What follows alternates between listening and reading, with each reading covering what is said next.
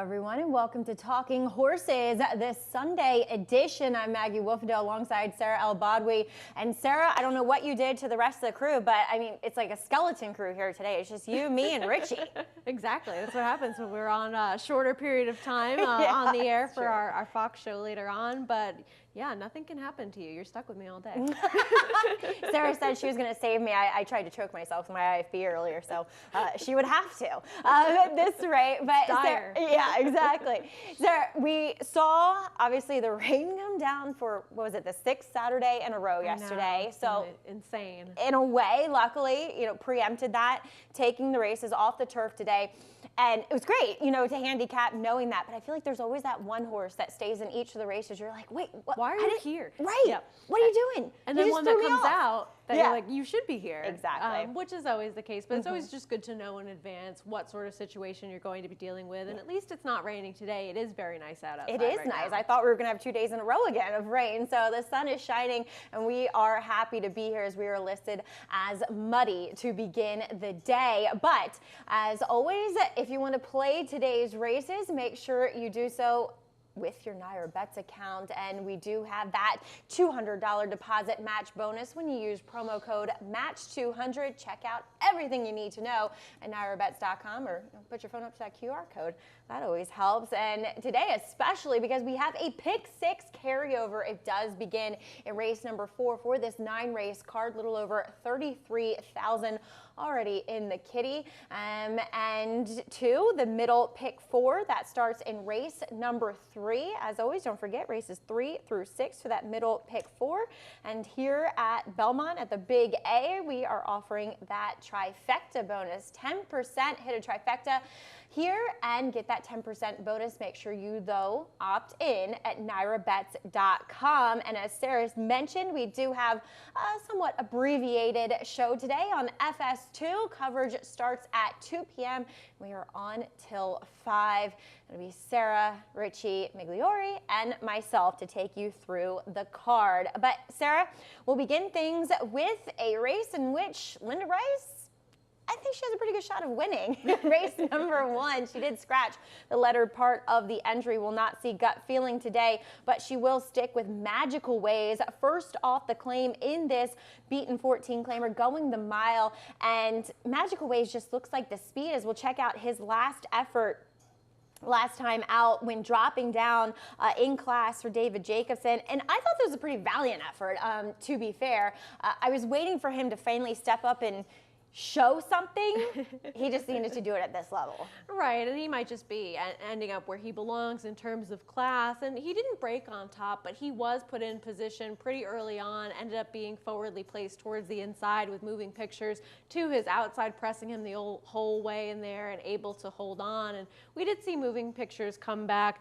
in 2 starts later and win, though, with a pretty perfect trip for him. So he's one that does make sense at the level too. And whether or not Gut Feeling was going to be in this race, we knew that Magical Ways was going to be a horse that would attract a lot of wagering attention and has that early speed, as you mentioned. Yeah, neither of us trying to beat him. The second choice on the morning line is Union Lights. Will be making his 3rd start for the Jimmy Ryerson barn. But, last time on September 22nd, Sarah, it seemed like a dead rail day, but he was with the racetrack. He was kind of chasing wide and ended up just second best to the heavily favored Brooklyn Diamonds. And he's just had a lot of opportunities, right? I mean, he's one that he can be a little bit more forward than he was last time, and they've tinkered with the blinkers a little bit with him, and obviously Brooklyn Diamonds was much the best in that race. But that's kind of what led me to Cheeky Tico, and I imagine you as well, a horse that can be a little bit more forward than he can. And that also is now coming second off a layoff, as he was returning off a little bit of a freshening last time. So I thought that he would be the one tracking the speed more closely,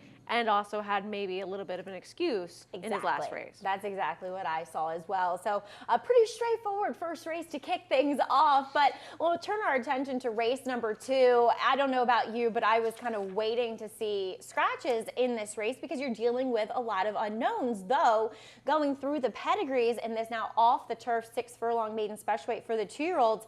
There were several horses entered in the body of the race there that had some decent dirt pedigrees. Yeah, absolutely. And we thankfully do see at least a couple of them stay in as our selections are reversed on the TV screen at the moment, but you know who we are, so it's okay. Can swap roles for the day. But this is a race where you were kind of waiting to just see those scratches, just as you mentioned. And I, like you, am a little bit surprised that we do see Irish Ghent, a horse that has such a turf pedigree and that has run well in both of his 2 turf starts, end up staying in the body of this field.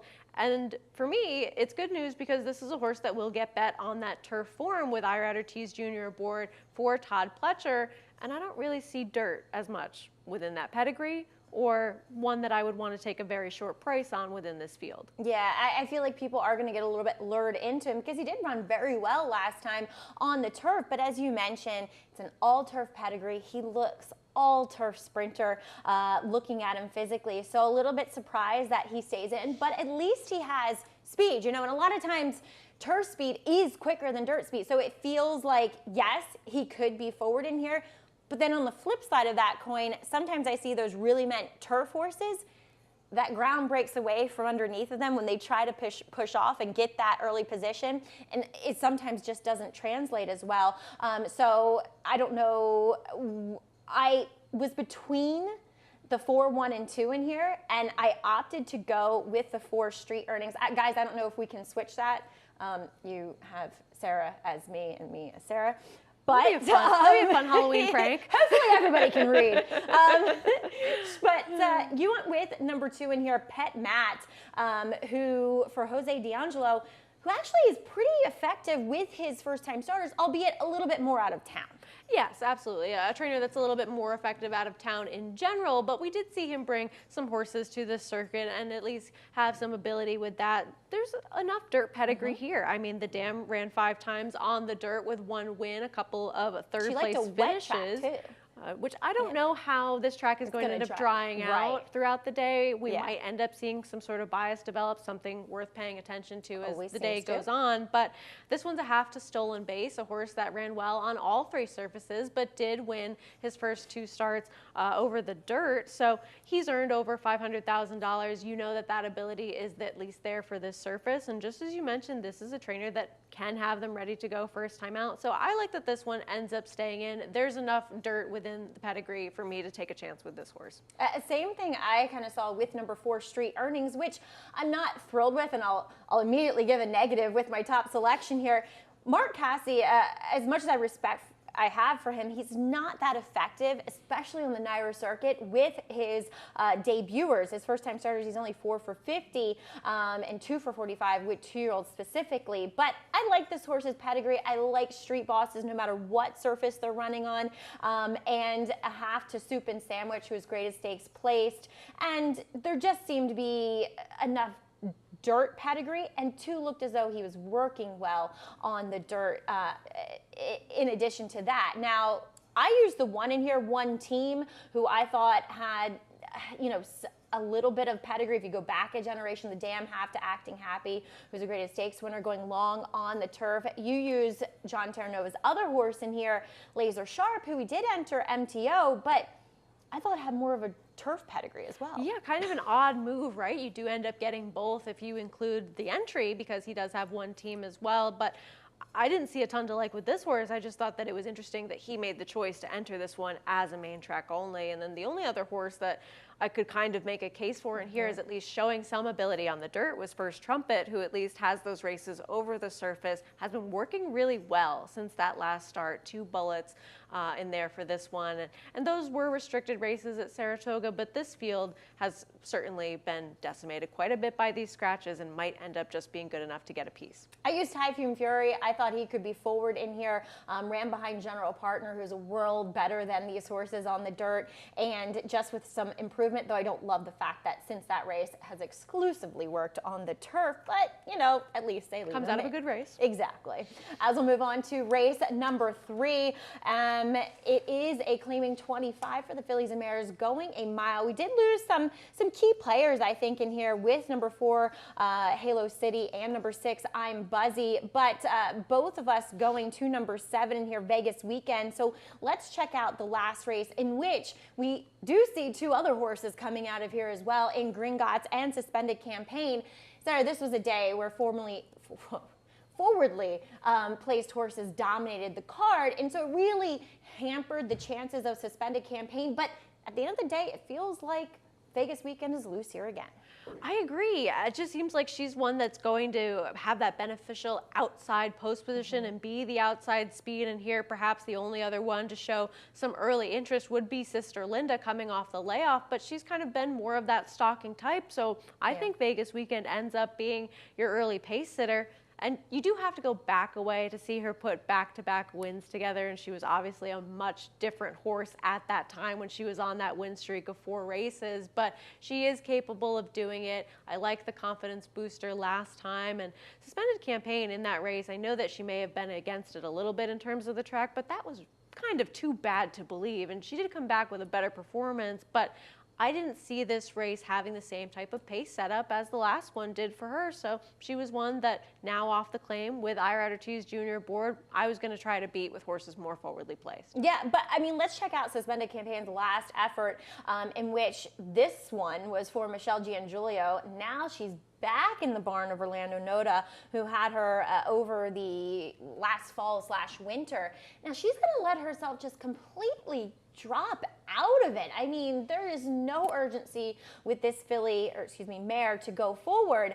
And that is going to lose you more races than it's going to win you some. And I think, she may have been against the track a bit as well here, where it felt like, inside-y forward horses were going to win with Mariah's Fortune, sitting in the 2-path the whole way and probably just best.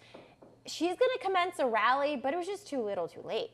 Absolutely. I mean, you have to at least be viewing this as a positive after that performance in the race before that, where she really just was kind of dull and didn't make up much ground. At least here she was overcoming that slow start where she was far behind and making up that ground against a horse that was much more forward than she was, and as you mentioned, just may have been better. So look, she's a player. There's 2 players that were taken out of this field, but I was going to try to beat her ultimately in here. What about Sister Linda?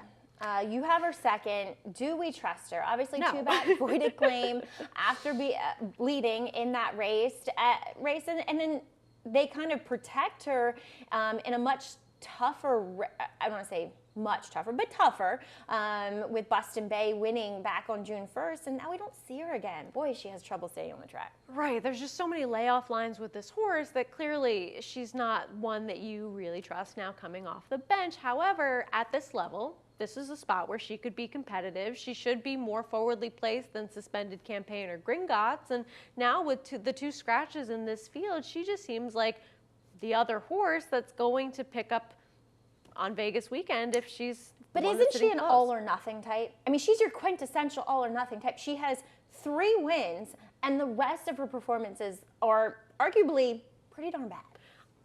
Against this level of competition, Yeah. though, I think that's just, Yeah. you make a good point that she hasn't always shown up, but I think those fields have been quite a bit tougher for her. So I'd be willing to give her a pass just based on level of competition. And Michelle Nevin, it does a good job getting horses to come back and able to fire off of breaks like this with the 61 to 180 days. But at the same time, she is tough to trust. Tough to trust, as Vegas Weekend seems like a solid choice with the scratches for both of us, as we'll turn our attention to race number 4, which kicks off that pick 6, in which we do see that little over $33,000 carryover, and yeah, a little hampered by off the turf races, but still an interesting sequence as we both still agree here in this 4th race, both opting with number 8, Good Rapport. Now, when I initially looked at this race, I was like, oh, I totally want Good Rapport. But then, you look at his body of work, and is he really a clear-cut winner of this race? I feel like there's been horses that have run faster that if they show up with their best efforts could beat him, because at the end of the day, he's a consistent type that always seems to post that kind of mid-60 buyer. Well, I think the main benefit for him is that Happy Bob scratched out of this race, a horse that was probably going to find himself pretty comfortable on the front end, and he did take some pressure and really threw in the towel last time. As you see him, he was the #1 horse who took was weirdly way too much money, way too much money in there. But he won't be in this spot, so now you have Good Rapport, who gets that outside position, who's probably going to end up being the speed in this race with Kendrick Carmouche aboard, because he can at least be forward. And he did have that little bit of steadying and having to go around switch, horses. exactly. And I don't know that he was winning that race, but at least was significantly inconvenienced in the stretch in there. And certainly was flattered by Mama's Gold, albeit with the racetrack going 1.125 miles last time, coming back and posting a 77, so improving with his figure. Yeah, absolutely. So you can take those top 2 finishers. We won't see gut feeling play today, but at least knowing that those are horses that have some decent form right now. And I think that he is really benefited by the scratch to his inside. And when you look around, who else in here can really be forwardly placed? There's not much to go on. No, exactly. That's the main thing, is he could very easily control this race. Now, I know both you and I were interested in Lucky Luke last time for these connections, trying the turf again, had some excuses, or at least his turf start before that had an excuse, but now they're just being realistic and they're kind of dumping him. But Mike Maker has decent numbers. I mean, some of these races rained off the turf, obviously, but second after the claim turf to dirt, he is 7 for 29. Yeah, I looked at that same stat as you. So he's 24%, $1.36 ROI. And Mike Maker, he has so many horses that he doesn't have these necessarily positive stats with a lot of movement. So I thought that that was interesting enough to just give him another chance in a spot where he's facing much easier company than he was in against last time. And he does have some races that would fit in here in terms of how he could be competitive as far as the class level. And when you look around, the only other horse that I might be able to make some sort of case for would be Proven Hope, who was sort of sitting in second flight last time, where there were a lot of horses that wanted to be forwardly placed, and he did have a little bit of a check and steady around the turn and then really just had no answer in the stretch. So now benefiting by just sitting a little bit closer with the jockey change to Dylan Davis, but there just wasn't much else to go on as far as horses that I think that this race would benefit them in terms of how it would flow. My thing with Proven Up, he's let me down so many times, and he has fast enough races to win this, but he's just not a winning type, and his lone win has come on the turf. I wanted to try to fool around a little bit with #1, Uncle Waterflow, because we don't see Tony Dutro claim that many horses. He claims them. He gives them 6 months off, protects him. Now we don't see him again for another 5 months. So he didn't run that well. He was checked back sharply after the start in that May 11th race. Took a lot of kickback, kind of lugging in. So with the drop-in class, I thought he could be effective if he shows up with one of his better efforts. Yeah, I just didn't love that over 61 to 180 days with dirt routes, Dutro's 0 for 7 with none to hit the board. It is a small sample size. This is a much, much easier field than he's really ever been in, but clearly also has some trouble staying on the racetrack too. But as far as where else to go in this field, I get that that's one that might be a fair enough price that you might want to take a chance with. All right, a race at #5, I think we'll break after this one, is a maiden claiming 30 for the New York Breds, going the 6 furlongs. And we'll first start by discussing the September 22nd race, which we mentioned earlier. We saw some other horses compete on that day, and dead rail type of day. So let's watch. I think it's best to pay attention to Bad Larry, who, as we see in those 3 diamonds colors, white blinkers, spent most of the time on the rail. He was right behind the early leaders, dropped back, going around the turns there, and he's going to re-rally and get up for 3rd here. I mean, it was a significant margin of defeat, but I thought once he extricated himself off that rail a bit, we see him kind of run on a little bit more. Now, Woodside Warrior, he's been here, he's been competitive in his last 2 starts, but I just thought Bad Larry, you might get a little better price, but then again, it's Mike Maker versus Mitch Freeman, so maybe not. And Bad Larry has speed, right? And if we go back to that start that he ran in where He was third behind Disappearance and Screaming Uncle. That was such a huge effort from him, where he was forwardly placed. The pace was coming apart. The top two finishers were making up ground and closing, so they were with the flow of that race, whereas he was against it. And then, just as you mentioned last time, against the racetrack, he was inside. That was a dead rail day, and he was one of those horses that really provided that evidence that that was the situation that we were dealing with, because he just kind of ran so poorly in terms of where he was positioned in there. So I'm expecting a better effort from him today. I know you are as well. Now he's the outside speed, and here I'd rather take him than Woodside Warrior, because he's also had less opportunities on dirt at a level like this too. Yeah, and then Chalky Cat, who started off his career, if you go by his first two races, he would be, probably favored in here, but he's just kind of gone on this, gradual decline in his performances. He was wide last time, but still, for me, that wasn't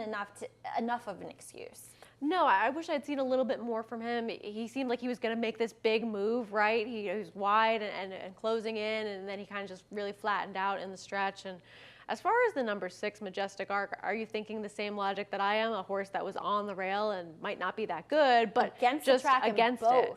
Yes. In both. He was on the rail in that September 22nd race, and then first time out, it was a gold rail speed favoring day on August 19th at Saratoga, and he was on a 3-wide pursuit throughout. So again, like you said, he might not be any good, but at least he's going to be a big excuses. price. Exactly. Right. I mean, based on connections, I thought there were enough excuses to fool around with this horse. And lightly raced as well. Yeah, and if he has some success today in that pick 6. Yeah, it could be not as chalky as Bad Larry and Woodside Warrior. Who knows? So that is the second leg in this pick 6. We're going to take a quick break here and hear from our sponsors at Saratoga Water. For almost 150 years, the Saratoga name has been synonymous with the finest quality, sustainably sourced spring water available anywhere. Saratoga carries on the rich tradition of its forefathers by crafting each stunning blue glass bottle with the same attention to detail and care that has been its hallmark for generations. Visit SaratogaSpringwater.com today or ask for us by name at your local market or restaurant. Saratoga Spring Water. Make every day exquisite.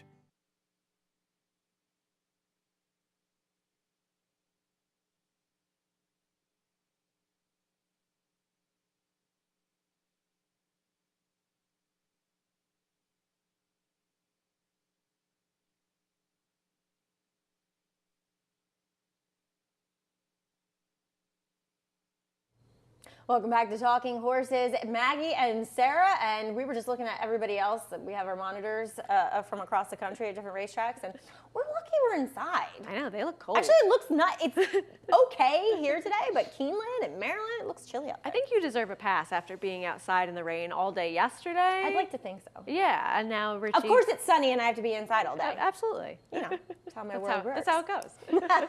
As race number 6 coming up, late pick 4 here, maiden special weight for some older horses going the 7 furlongs. And I think we will see a heavy favorite in Silo Ridge, as we'll check out his last effort behind Digitize. And you want to take a look at a live field. This is one, Sarah. Yes, and Digitize was coming off a bit of a freshening as well, and really just was so dominant in this race. Silo Ridge able to get second in here in just his second start, improving from a 67 to an 88 Beyer speed figure. We saw Digitize come back and win an off-the-turf event with a 94 Beyer, so sometimes while I am a little bit more suspect of a horse's ability to replicate their off-the-turf numbers, he's just good, and Silo Ridge was starting to pick up some pieces in the later stages. He's lightly raced. He's been against good company. He just makes a lot of sense. Not to mention the 4th place horse, Black Rain, came back, won with an 87. 5th place, Quality Chic, 2 starts later, win with an 87. And the interestingly named Shaky Pants, who finished 6th in there, would come back and win with an 87 Beyer. So Silo Ridge, I think just much the horse to beat, but let's take a look at Phelpsy. I mean, you want to talk about a no-win situation with his last start. The problem is, Sarah, is he always does that. He breaks slow, but this time around with the blinkers on down at Monmouth, he's going to run off here beneath Joel Rosario. Right, it's just not ever what you want to see in terms of a horse having a trip like this. We kind of missed it, to be fair. Around the turn, I mean, he just drug him to lead. You saw how far last he was at the break. Well, by the backside, he's already in front. Right, and just that kind of situation, it's never one that ends up really working out, but he was still very game in this race to end up finishing second. He's had that progressive improvement throughout his career, and he's faced some okay horses. I mean, Donegal Forever and Shreveport last time out, and he's hit a 79 buyer for that effort over at Monmouth. Now, Chad Brown taking the blinkers off, realizing that maybe he got a little bit too keen and forward last time out, and then going into this spot. So he's a horse that has a legitimate excuse for his last race. I only ended up picking him second just because he has had more opportunities than a horse like Silo Ridge. Well, and plus you don't love the fact that he can't get out of the gate. Right. It's not ever what you want to see. Right. I mean, and he's done it 3 consecutive starts of breaking slowly.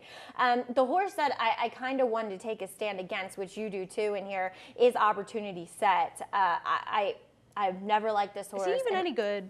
That's the thing. I don't think he is. No, I don't. I mean, I don't looking either. at him, he's not an impressive physical. It just doesn't look like there's much horse there.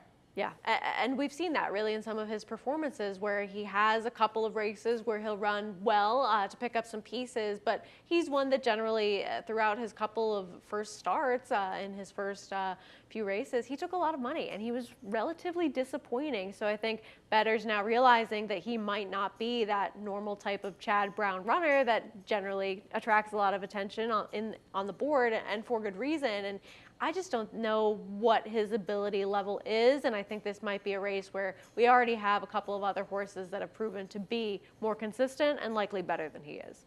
Both of us kind of want to experiment, I think, a little bit with Light the Way. Obviously, a lovely pedigree, being a son of Justify, out of Grade 1 winner By the Light. And no, wait a minute. Did I just confuse that? Because that's By the Moon. No, you're right. Okay. Yep. All right. By the Light. And Michelle actually has decent numbers coming off layoffs like this, 6 months or more, with maidens 9 for 27, so 19% there for her.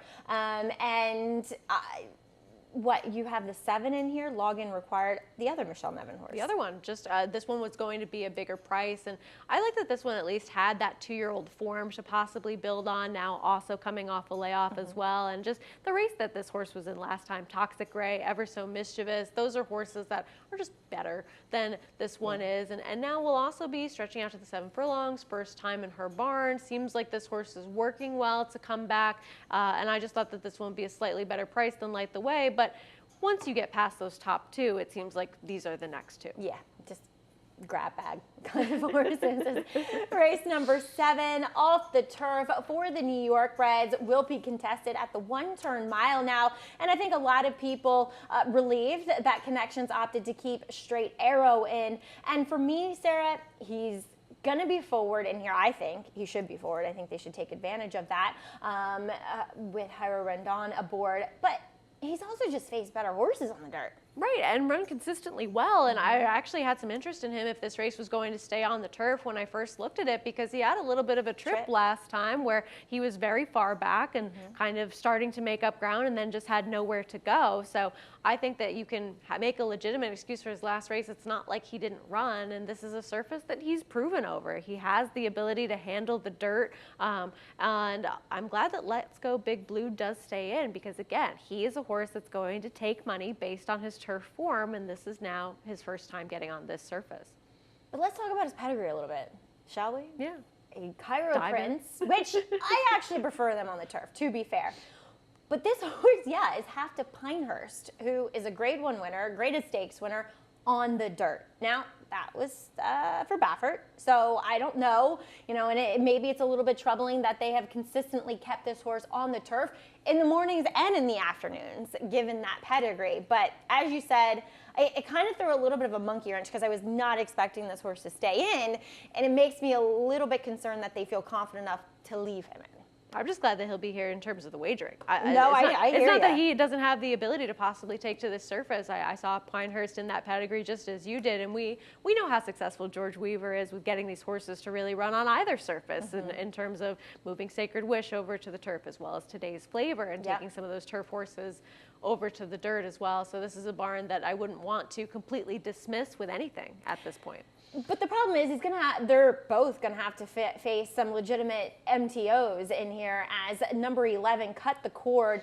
I don't know about you, and his recent form has been very good. But for me, and while he won, going 2 back around the kind of 1.5 turn mile, I just feel like this horse is better around 2 turns. I wouldn't say I have a big opinion about that, but just looking at him, looking at his stride, could be completely off base here.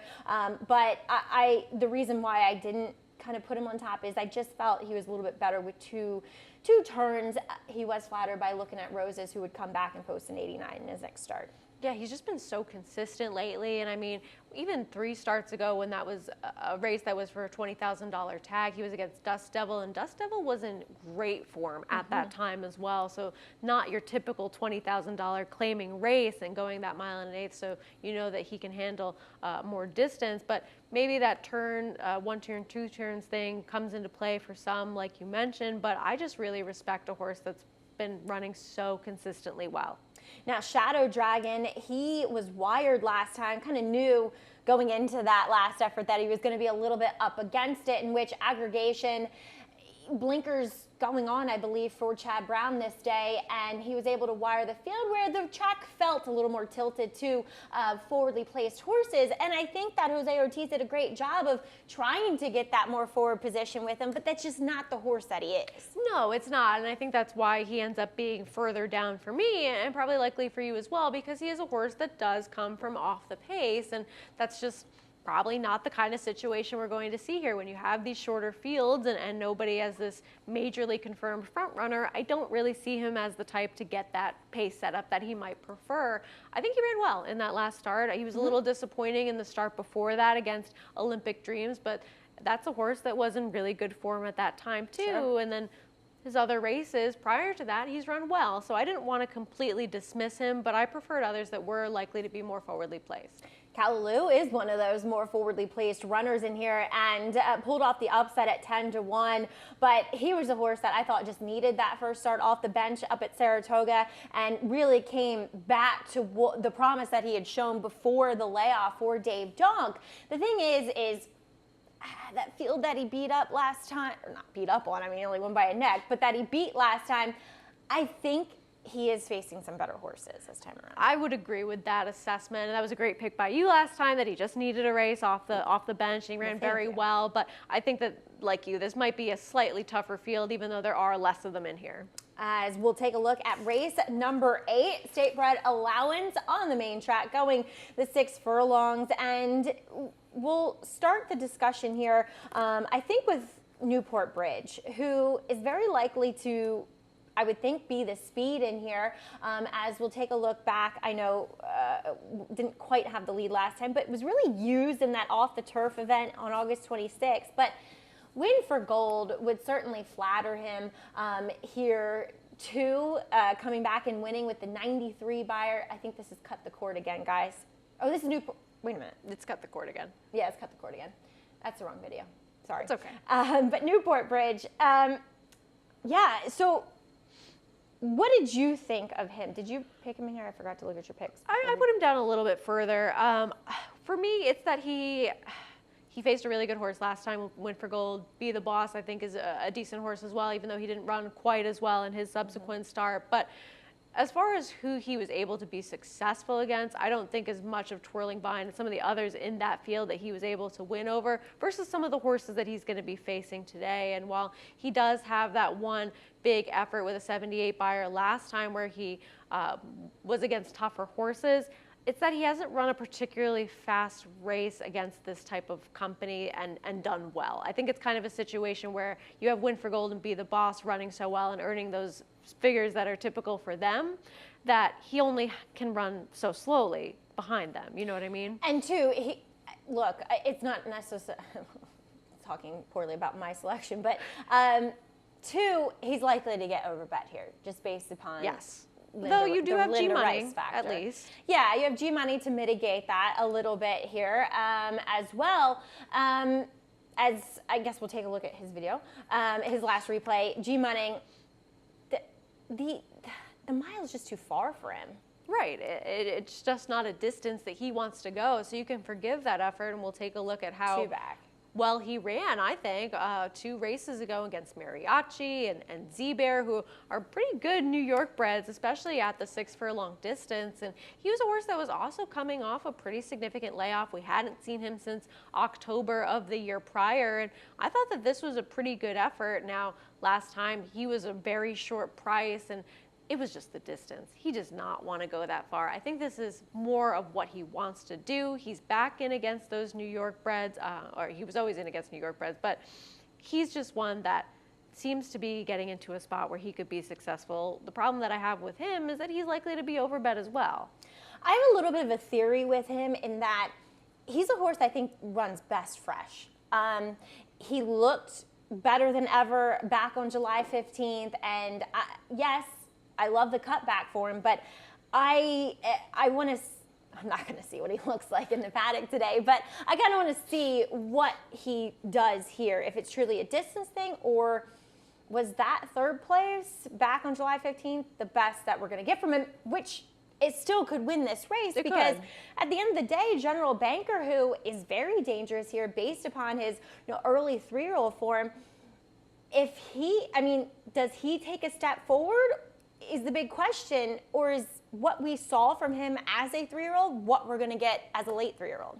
It's debatable, and we can take a look at his last win, because he's a horse that was breaking his maiden in one of those New York Stakes Stallion Series races, and he's one that perhaps you might have liked a little bit more had we had similar conditions to this race and the track not drying out in the way it's likely to. But he's been nothing but solidly competitive against New York breds, and these were races that then he went on to the Jerome, the Withers, the Gotham, the Wood. Those are just better horses, and he didn't even run necessarily that badly in those. So you're going to have to take a shorter price on him today than you have in the past when he was a huge price and picking up checks. But if he runs a race like he did there, or an improvement, I thought that he would be a solid 3rd choice in here and could run a little bit better off the layoff. See that, and I like Javier Castellano getting aboard. I just don't know if he improves. I feel like he may have been a horse where that was it, because you look at, for instance, Lifetime of Chance, who was a little bit more involved in that race, finishing 3rd. Well, the last time that they met 2 back in April, Lifetime of Chance easily, kind of handled him that day, and he improved, whereas General Banker didn't improve. Yeah, that's fair. It's absolutely fair. So, I don't know what we're going to see from him. It's kind of weird that they ended up going back to the turf with him, where he hadn't really been as successful, and now has the layoff to contend with as well. So we'll see. I just thought that he would be a solid 3rd choice and at least has those races. All right. As we'll move on to the nightcap off the turf here. Maiden 40 for the New York breds, and some horses staying in here that are a little bit of unknown commodities, and unfortunately, we had no MTOs to work with, so there's a few that draw in off the AEs. You opted to go with Montauk Mystique. Does have some pace, I would think, but the 2 maiden 30 efforts have been disappointing. They have been. This is a horse that was sprinting 2 back for a tag, so perhaps a little bit too short, and that was a race where this was one that would just never really got involved. And then last time out, that was enough of a stumble, first time going long for the tag, and still picked up 3rd. And I don't necessarily think much of that field, but I don't know that I think much of this field either. I wish that a horse like Janny May had stayed in, who I think would have been pretty interesting with this race coming off, because that horse did have an okay dirt effort to go back to. But I end up scratching into Montauk Mystique, who at least has shown enough, I thought, on this surface, and had a little bit of an excuse last time. Perhaps you throw out the sprinting effort, and just seems like one that might fit at this level. We both used Debbie Darling in here, who, the dam's getting up there, but it is a nice dirt pedigree, to say the least. And I just think that, having looked at her before, that she is one that's going to appreciate the stretch out, and plus she's just a drop down for a barn who's very dangerous in Jorge Abreu. Yeah, just one that's going to be in for the tag for the first time, has that dirt experience, is doing something new, now going a little bit further, and just another one that you at least know they have had those races over the surface. They're going to be facing lesser company than they have in the past, and just a logical type to want to include in what's a kind of a scrambled race now. Yeah, Charisse getting back to the dirt. First time it was a sloppy racetrack, going the 6, gets blinkers on now, stretching out, and is a half to Sandra the Great. And if anything, Street Sense is a better dirt influence than turf. So I used her as well. Now it's kind of an interesting pedigree on Shopping at Bloomie's, who's never been on the dirt, in that this one is half to Say 3 Hail Marys, who's a multiple stakes winning New York bred. So there's plenty of dirt pedigree in there. Not one I was expecting to see left in, though has competed in this maiden claiming level for quite a while now. Yeah, and I mean, facing good turf horses. I mean, Orange Freeze was decent and then won a stakes race coming out of that effort. So facing better horses, though on the wrong surface, and if there's some dirt pedigree and this one ends up improving over here, could end up being a contender. But this is a wide open affair to close things out as far as your pick 6 sequence goes, and I would not trust anyone heavily in this race. You used the first time starter, the homebred, owned and trained by Christophe Clement, the near 5-year-old. Yeah, I mean, making her first start. Might need a race. That's probably why this one ends up staying in here, but I just thought a spot where you might want to look for a new face. Yeah, I have trouble taking 4-year-old first-time starters. Yes, that's completely fair. In the season. Right. This is a good spot to be that type of horse. Fair enough. Fair enough. Well, that will do it for this card and this edition of Talking Horses. If you want to play today's action, don't forget to do so with your Naira Bets account. For new members, we offer that $200 deposit match bonus. Just use promo code MATCH200 and you can go to nairabets.com. Also, we have the Pick 6 carryover, which does begin in race number 4 today, a little over 33,000 in the kit and caboodle so far. And 2, the middle Pick 3 begins, Pick 4 begins in race number 3. At Belmont at the Big A. And we also have the trifecta bonus here. 10% trifecta bonus when you opt in and hit a trifecta. Check out nairabets.com for more. And always you can catch Sarah, the Meg, and I on America's Day at the races on FS2. We begin at 2 and go till 5. That'll do it. What are you going to do with your free time? I have no idea. Take a nap. Good plan. Have some lunch. No, actually, Meg and I have to are kind of prepping a little feature we're doing. Ah, yes. Yeah. So Work never stops. Work never stops. Well, thank you for tuning in, and I hope wishing everybody best of luck on this card today. And we'll see you a little bit later on FS2. Thanks for joining us here on Talking Horses. Coming up next, Chris Griffin with a reprise of Scratches and Changes. For almost 150 years, the Saratoga name has been synonymous with the finest quality, sustainably sourced spring water available anywhere. Saratoga carries on the rich tradition of its forefathers by crafting each stunning blue glass bottle with the same attention to detail and care that has been its hallmark for generations. Visit SaratogaSpringwater.com today or ask for us by name at your local market or restaurant. Saratoga Spring Water. Make every day exquisite.